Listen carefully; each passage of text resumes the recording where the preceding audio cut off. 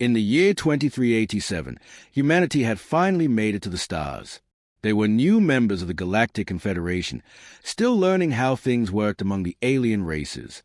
Ambassador Lee Mina sat in a huge hall made of crystal that sparkled like diamonds. Around her, dozens of different alien species talked and argued about trade routes and peace treaties. Mina watched the holographic star maps floating in the air above them. These maps showed every known system, every trade route, every safe passage through space. But something caught her eye. Right in the middle of one sector was a perfect sphere of darkness. It looked like someone had cut a hole in space itself. The sphere was covered with warning symbols. Not just one or two, but hundreds of them in different alien languages. Some were carved, some were painted, some seemed to glow with their own light. Each one screamed danger in its own way. "What is that place?"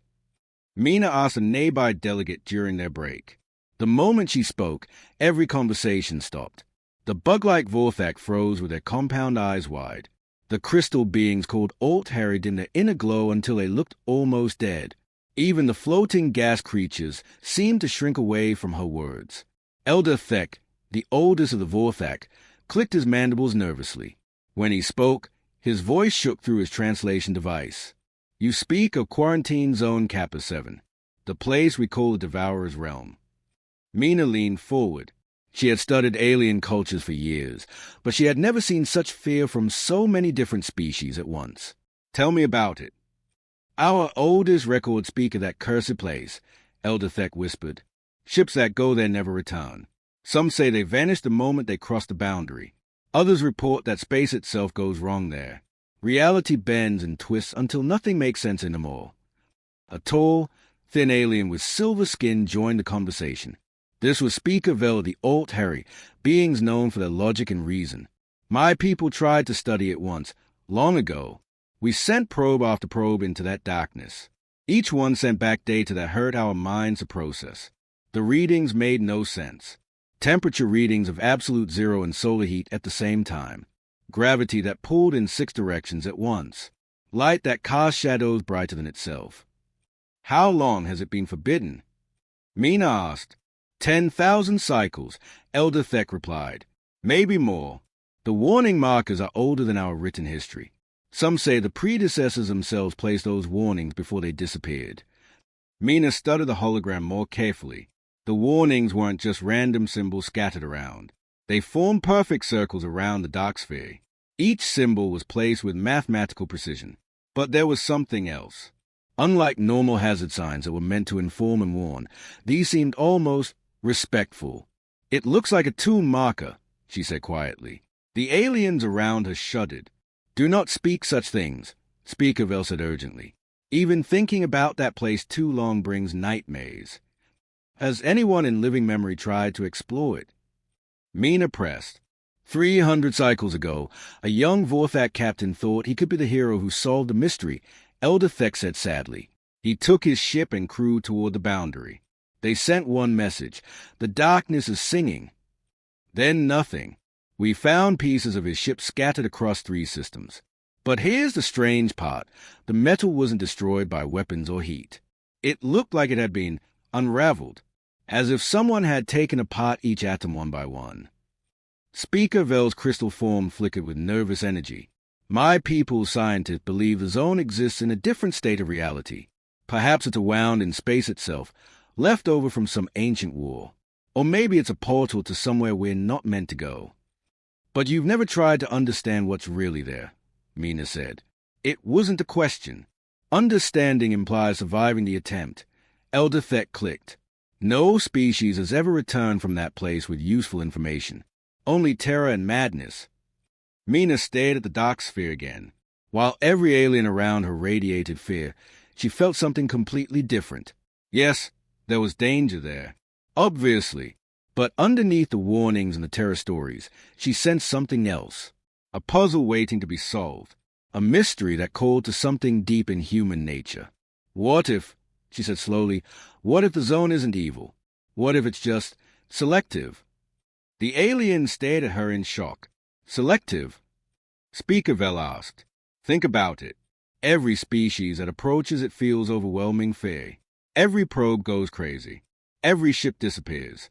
But what if that's not random destruction? What if it's a test that no one has passed yet? A test?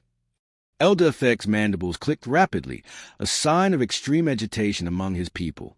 What kind of test destroys entire fleets? Mina looked around at all the frightened alien faces. Maybe a test for species that are too afraid to try. The chamber fell silent again. But this time, it wasn't the silence of shared fear. It was a silence of a new and dangerous idea taking root. As the meeting resumed, Mina couldn't stop thinking about the dark sphere. While every other species in the galaxy ran from it, she found herself wondering what would happen if someone was brave enough to run toward it instead. Dr. Park June rubbed his tired eyes and looked at the holographic display floating above his messy desk. Empty coffee cups and scattered papers covered every surface of his small office at the Seoul Institute of Xenoarchaeology. For 3 weeks straight, he had been reading the same classified report over and over again. Ambassador Lee's description of the Forbidden Zone had become an obsession. His research assistant, Kim Hanna, knocked on the door and walked in carrying a hot cup of coffee. She looked at the glowing display showing the dark sphere surrounded by alien warning symbols. "You're still staring at that spooky space thing," she said, setting the coffee down carefully between 2 stacks of books. "It's not spooky," June replied, though he didn't look away from the display. "It's a puzzle, and I think I'm starting to understand something important." Hannah sat down in the chair across from his desk. "What kind of understanding keeps you awake for 3 weeks straight?" June waved his hand, and the display changed to show pages from ancient human books. Texts in dozens of languages filled the air around them. "Look at this. Stories from every culture on Earth. The Greeks wrote about a dark realm beyond the stars where heroes were tested. Norse mythology talks about a place where only the worthy could pass. Even ancient Chinese texts mention a void that challenges the soul." "Mythology isn't science, Professor," Hannah said gently. "But what if it's memory?" June stood up and began pacing around his small office. What if our ancestors somehow knew about this place? The descriptions are too similar to be coincidence. But here's the really interesting part. He gestured again, and the alien testimonies appeared next to the human myths. Every alien species describes a zone with pure terror. They talk about wrongness, about evil, about things that should not exist. But humans? We describe it as a challenge, a test, a place where heroes prove themselves. Hannah studied the floating text more carefully. Her eyes widened as she read passage after passage. "That's actually remarkable. It's like we're seeing the same thing but understanding it completely differently." "Exactly."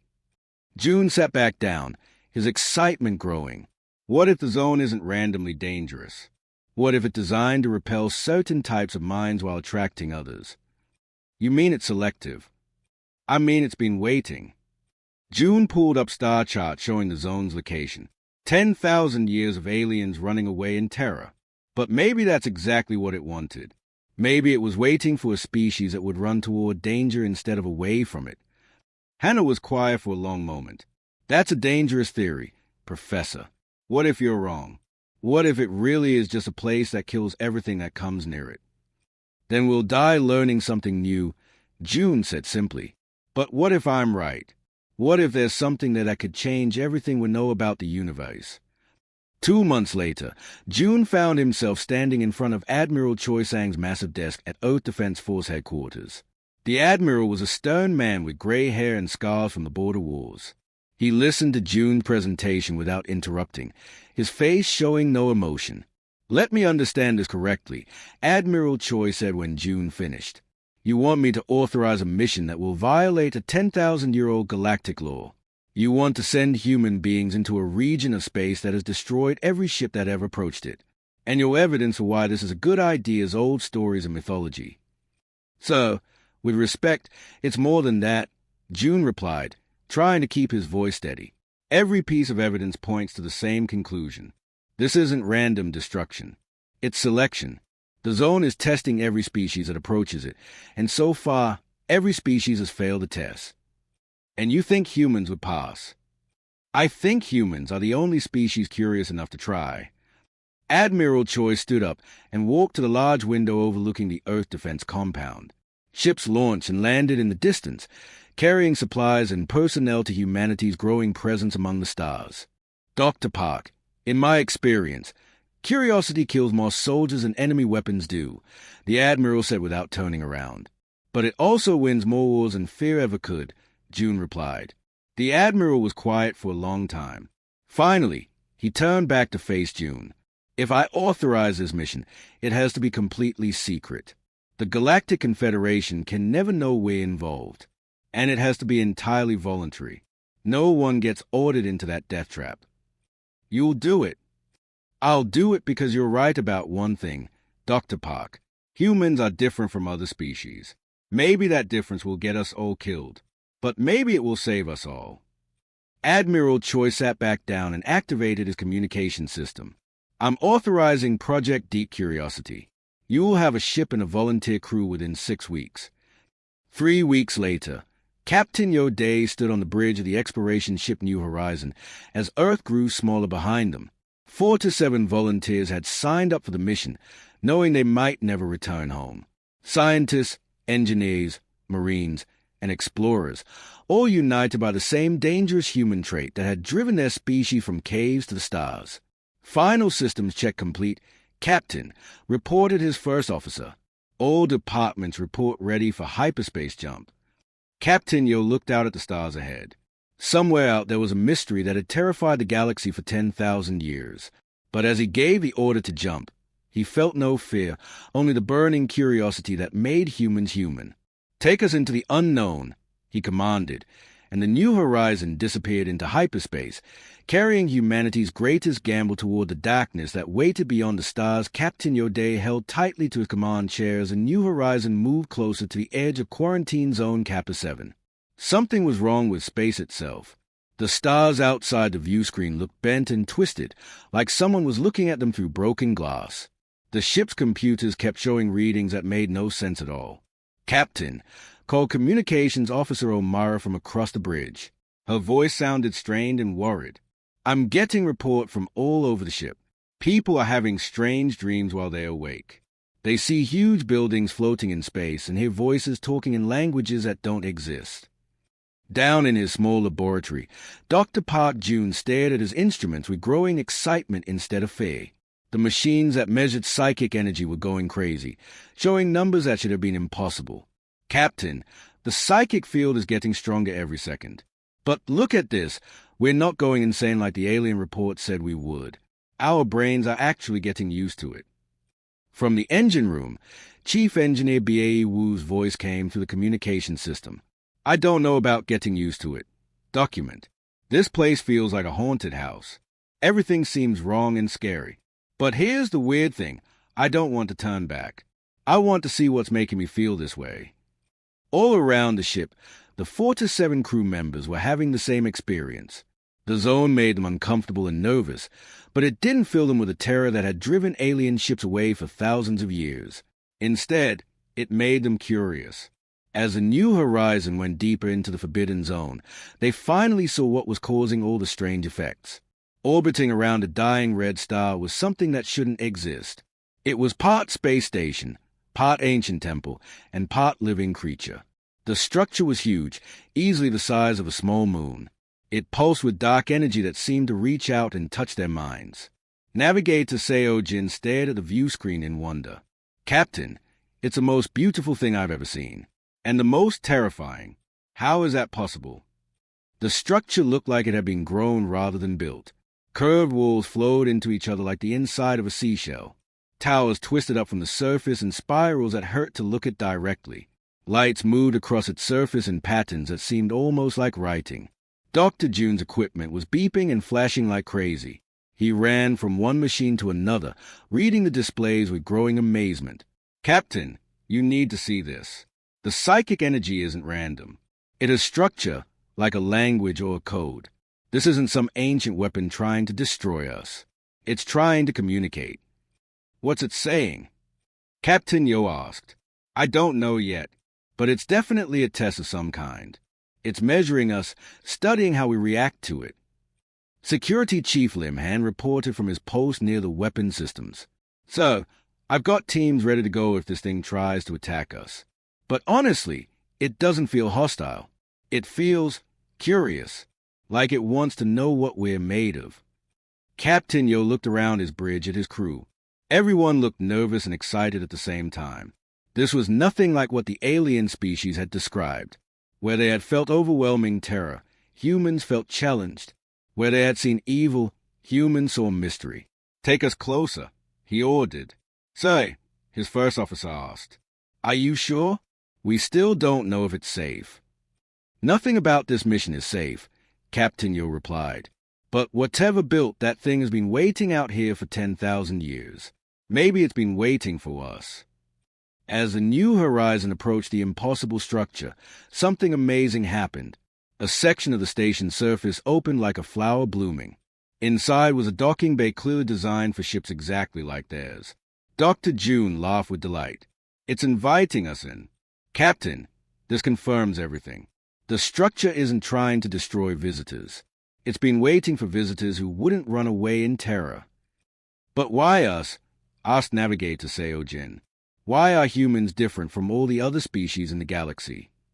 "Maybe because we're too curious for our own good," Captain Yo said with a grin. "And maybe that's exactly what this thing was looking for." The docking bay pulsed with gentle light, like a lighthouse guiding ships home. Around the bridge, every crew member felt the same thing, a mixture of fear and excitement that was purely human. They were scared of the unknown, but they wanted to explore it anyway. "All hands, prepare for docking," Captain Yo announced over the ship's communication system. "We're about to find out why the galaxy has been afraid of this place for 10,000 years. As the New Horizon slowly entered the docking bay, the opening sealed behind them with a sound like a whisper. They were now inside the mystery that had terrified countless alien civilizations. But instead of feeling trapped, the human crew felt like they had finally come home. Dr. June was already shooting up for the away mission. "Captain, whatever's waiting for us in there has been very patient. I think it's time we introduce ourselves." The ancient structure pulsed once more around them, and Captain Yo could swear he heard something that sounded almost like laughter, not cruel mocking, but pleased. As if something very old had finally found what it had been looking for. The docking bay doors closed behind the New Horizon with a soft hiss, and Captain Yoday felt like they had just been swallowed by something alive. The bay itself seemed to pulse with a gentle heartbeat, and the walls glowed with soft blue light that grew brighter as the human crew prepared to explore. Dr. Park June checked his equipment one last time as the away team gathered near the airlock. 6 volunteers had been chosen to make first contact. Captain Yo, Dr. Park, Security Chief Lim Han, Engineer Bei Wu, Medical Officer Kim So, and Communications Specialist O'Mara. Each wore a protective suit, though their instruments showed the atmosphere was somehow perfectly safe for humans to breathe. "The air composition is exactly what we need," Dr. Park said, staring at his readings in amazement. "Not close to what we need, exactly what we need, down to the smallest detail." "It's like the place is trying to make us comfortable," Captain Yo replied. He opened the airlock and stepped onto the strange station. The moment his boots touched the floor, the corridor ahead lit up with gentle white light. The hallways were unlike anything they had ever seen. The walls curved and flowed like they had been grown instead of built. Strange symbols covered every surface, glowing faintly and shifting when no one was looking directly at them. But despite the alien architecture, the corridors felt welcoming, almost familiar. "The symbols are changing," Communications Specialist O'Mara observed.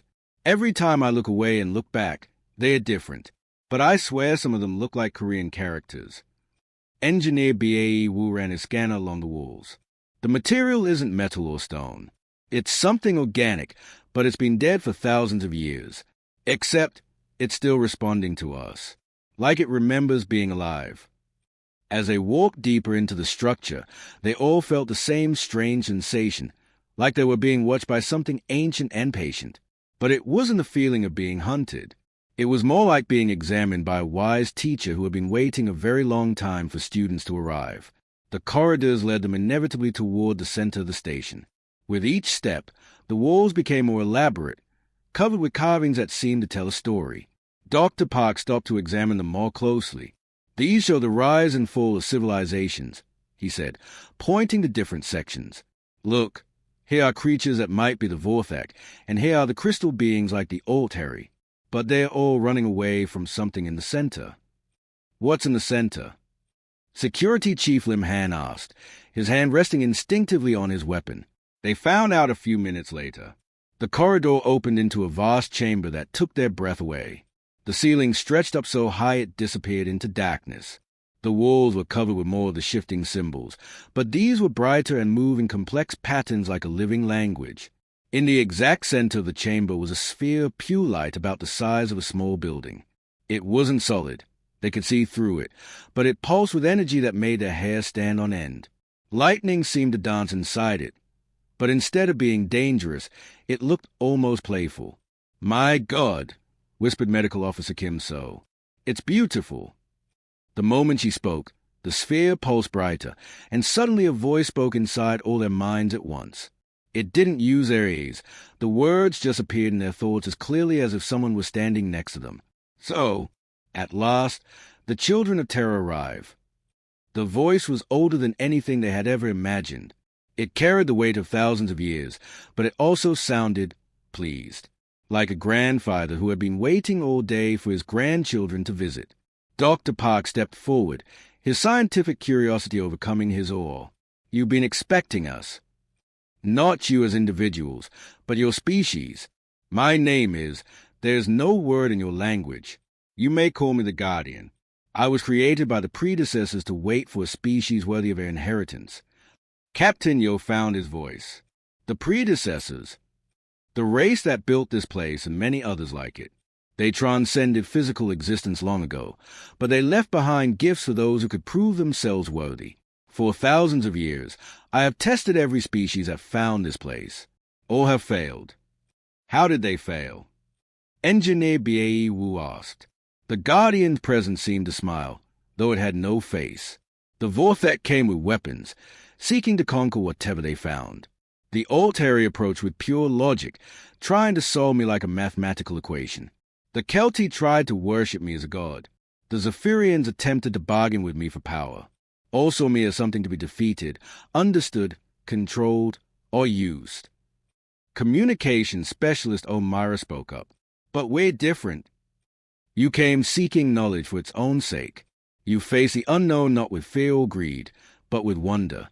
When my psychic barriers tried to turn you away, you pressed forward not because you were fearless, but because your curiosity was stronger than your fear." The Guardian's energy pulsed, and suddenly the humans could see visions floating in the air around them.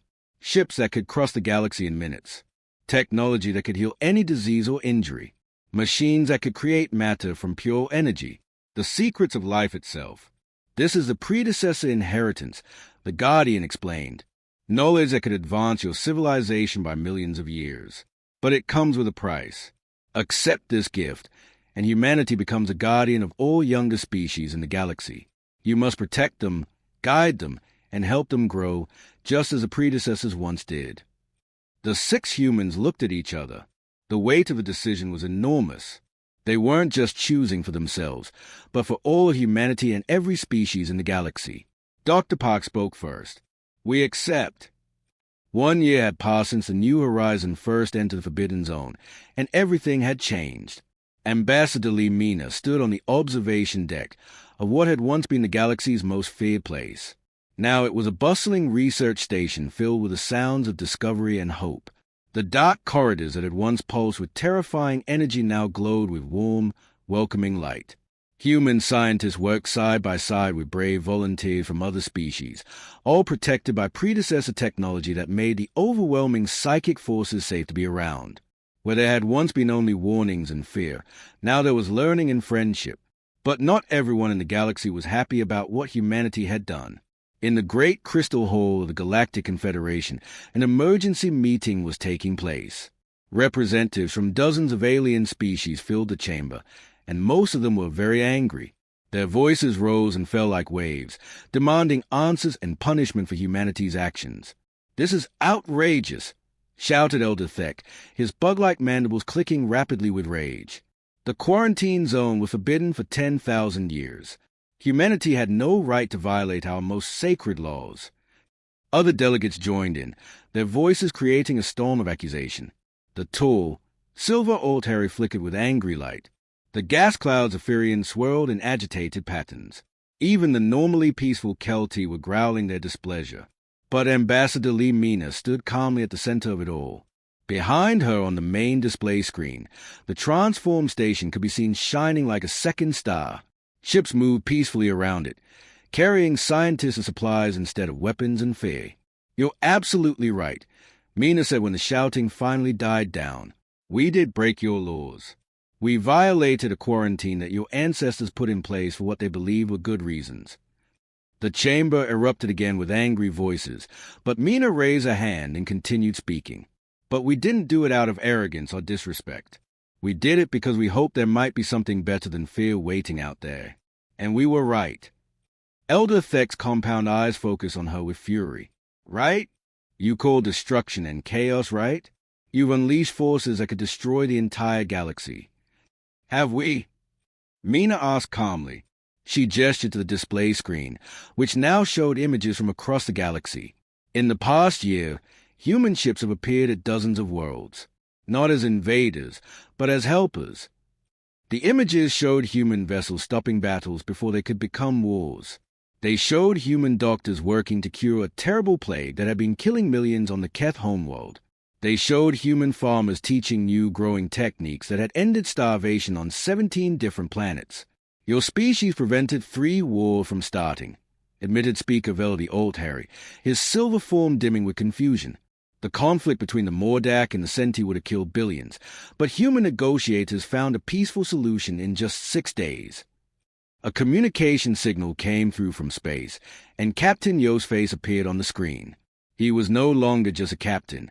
He now commanded an entire fleet of human ships dedicated to helping others. Behind him, through the bridge windows, they could see a world being battered by a massive solar storm. "Sorry to interrupt," Captain Yo said, "but we're in the middle of evacuating refugees from the Taulac system. Their sun is having violent eruptions, and we're helping move 2 million people to safety. The predecessor technology lets us shield entire cities while we transport them." Dr. Park Jun's voice joined the transmission from the research station. "We've made incredible discoveries in just 1 year. Medical techniques that can heal injuries we thought were impossible to fix. Energy sources that are completely clean and safe.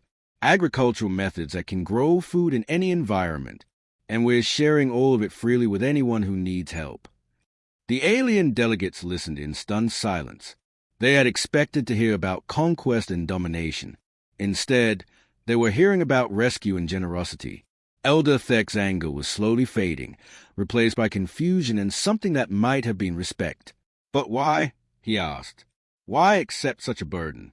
Why spend your resources helping species that might never thank you for it?" Mina smiled. "Elder Thek, humans have an old saying, with great power comes great responsibility. We didn't go to the Forbidden Zone looking for power over others. We went there because we couldn't stand leaving a mystery unsolved. But once we found the truth, once we understood what the predecessors had left behind, how could we use it for anything except helping others?" Speaker Vel's crystalline form flickered with what looked like embarrassment. "Your species has accomplished in 1 year what our combined civilizations couldn't do in centuries. You've brought peace to regions that have known only war. You've cured diseases that have plagued us for generations." Because that's what the predecessors wanted, Dr. Park's voice explained through the communication system. They didn't leave their technology behind for conquerors or rulers. They left it for guardians, for a species that would use incredible power not to dominate others, but to protect and help them. As the emergency session continued, reports kept coming in from across the galaxy. Human ships appeared wherever there was trouble, not to take control but to offer assistance. They came when disasters struck, when diseases spread, when conflicts threatened to explode into violence. The Forbidden Zone that had terrified the galaxy for 10,000 years had become the source of its greatest hope. And humanity, the youngest species in Confederation, had somehow become its wisest guardians. Elder Thek finally spoke again, his voice much quieter than before. "Perhaps," he said slowly, "we were wrong to fear the unknown. Perhaps some mysteries are meant to be solved." Mina nodded. "And perhaps some responsibilities are worth accepting, no matter how heavy they might be." Outside the station, human ships continued their quiet work across the stars, carrying the light of hope to every corner of the galaxy.